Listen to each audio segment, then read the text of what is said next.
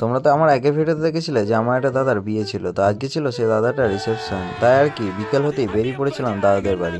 পৌঁছাতেই দেখতে পাই আমাকে লাগিয়ে দিল কাজে টিফিন প্যাকিং করতে। যাই হোক, কোনো রকমের সকলে মিলে সেই টিফিনগুলো প্যাকিং করে নিই। পরে আমার একটা ভাই এসে বলে যে এখান থেকে নাকি ইসরো একটা মিসাইল লঞ্চ করবে, তো তার জন্য প্রস্তুতি চলছিল, সেটাই দেখতে চলে এলাম। দেখি সেই মিসাইলটা লঞ্চ করা দেখার জন্য খুবই উৎসাহিত ছিল।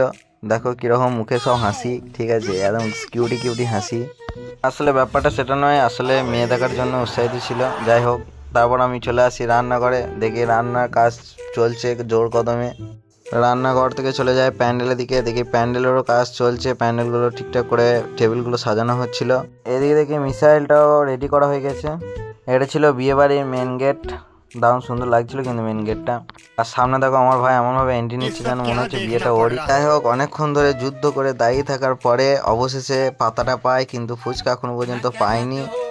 বাটি হাতে করে দাঁড়িয়ে আছি, দেখি কখন ফুচকাটা দেয়। ফুচকা খেয়ে প্রচণ্ড ক্লান্ত হয়ে গেছিলাম। তারপরে দুজনে চলে আসি বাইরে এসে গাছের তলায় একটা ছায়াতে, মানে প্রচণ্ড রোদ ছিল তো, তাই ছায়াতে একটু বিশ্রাম নিচ্ছিলাম। তা করতে করতেই দেখতে পাই কোন জাতির লোকও চলে এসছে। যাই হোক, তারপরে শুরু হয় বাজি ফাটানোর মুহূর্ত। এরপরেই দেখি মিসাইলটাকে লঞ্চ করার জন্য প্রস্তুতি শুরু হয়ে গেছে। যাই হোক, তোমরা পুরোটা দেখতে থাকো যে কিভাবে মিসাইলটা লঞ্চ হয়। হঠাৎই দেখতে পাই অগ্নিবৃষ্টি শুরু হয়ে গেছে। অবশেষে আমরা মঙ্গল গ্রহে মিসাইলটা পাঠাতে সক্ষম হয়। তো বন্ধুরা, আজকের ভিডিওটা এই পর্যন্তই। ভালো লাগলে লাইক করবে এবং চ্যানেলটাকে অবশ্যই সাবস্ক্রাইব করে দেবে। আবার দেখা হচ্ছে পরের ভিডিওতে।